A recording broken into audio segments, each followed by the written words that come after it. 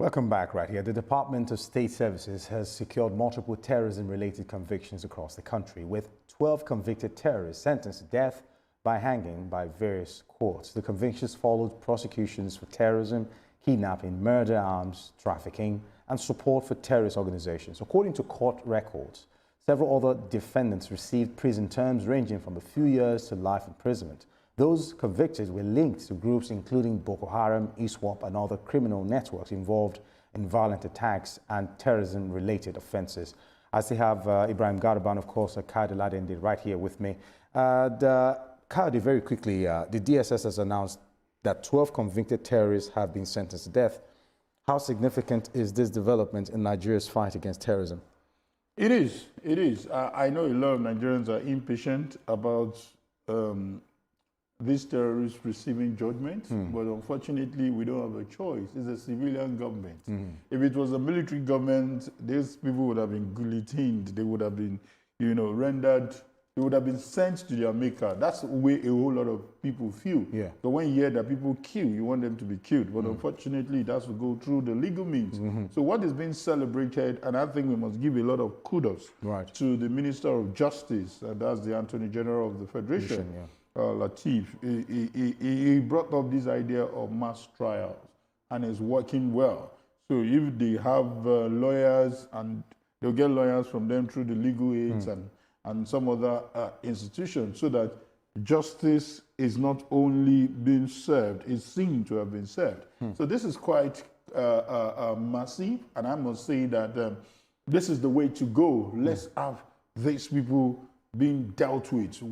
But it's the reality. A lot of people don't even want to wait for appeal. Let them get executed. But it is what it is. It has to go through the court. It has to take through all these means, because the number, in my view, is quite encouraging, but there can be more. I can see that DSS is following through. They're expediting their prosecution, and the judiciary is really cooperating well by making this a priority. And we must also commend them for their boldness. Back in the days, you see a whole lot of judges recusing themselves because they're probably afraid.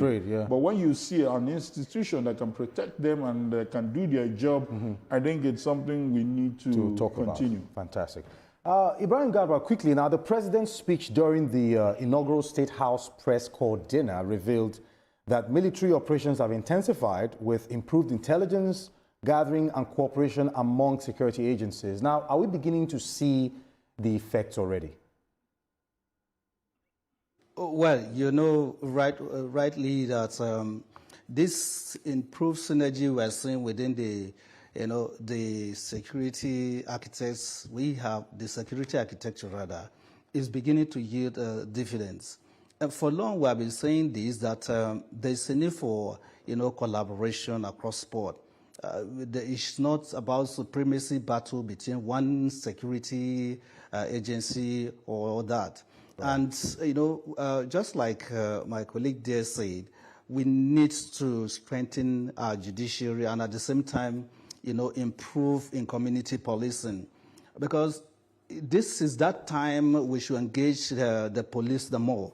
Because the way I see the Nigerian policing system, if they are really strengthened, they can go all out to combat these crimes. So that is why, even if this DSS was singled out for the role they play, but again, you cannot rule out the role of the Nigerian police force, the military and all that. But again, I give kudos to the Minister of Defense and his team. It's not easy. They wouldn't give up. The criminal elements are almost everywhere. But again, there's a marked improvement in our security today. And they should intensify more effort, because the challenges are enormous. They continue to deploy, develop new strategies and all that. But again, we must continue to support our security agencies with information, and at the same time create more, security architecture, like the vigilante group, the forest guard and all that. They will add value. And at the end of the day, we will see this whole issue begin to die down. But beyond that, Mark, I still need to encourage the federal government to do more, in terms of reorientation, at the same time supporting families across board, because all these things are product of poverty and illiteracy. So we should spend more in non-kinetic approach so that we can have a beautiful nation. Okay. Mark. Thank you very much. Kade, there are fears. Are these convictions likely to withstand appeals if challenged in higher courts? Okay, before I talk about that, I think we need to Clarify. still talking about celebrating the surge in convictions. Right. From 2017, and if the producer can help us get this graphic, because I remember the producer did something on this. Out of 1,721, we've had convictions of 1,721 from 2017 till now.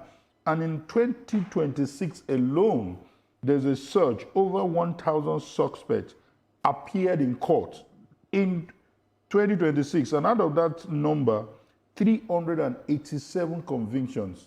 Wow. So this means that there's something they are doing right, which we have not been doing. And trust me, the cases are very clear. In some of these cases, these suspects pleaded guilty.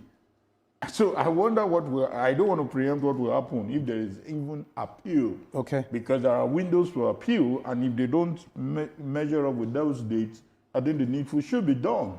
Where I think the issue is now is the governors. Do they have the strength to sign this death warrant? Because it's important that these people have killed people. I'm talking about the convicted ones.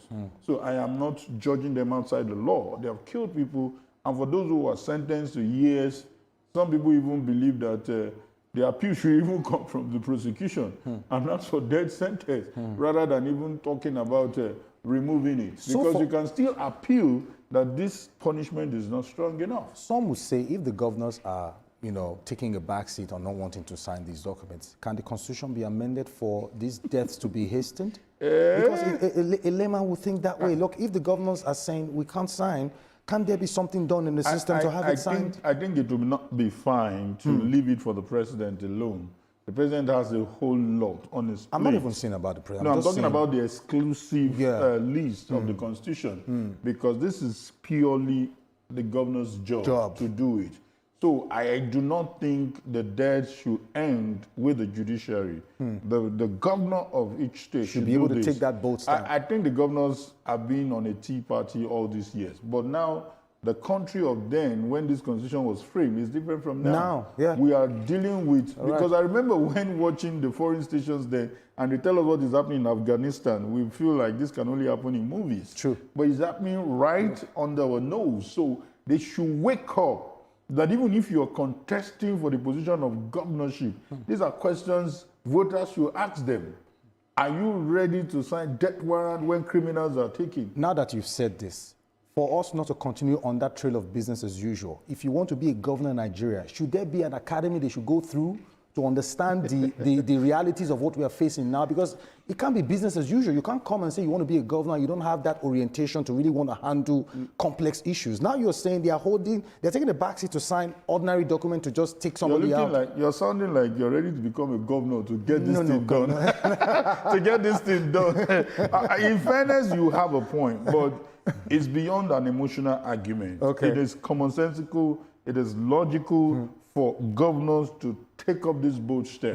I know the danger in killing someone who, at the end of the day, is not guilty of that offense. But there are 3 stages. True. You understand? So those 3 stages couldn't have been wrong. Let me get Ibrahim Garba. Let me get your own verdict on this. What do you say about governors not being responsible enough to take that bold stand to sign this document? What should we do when these governors are taking a backseat to sign just documents to do the needful for the people who have been terrorizing us?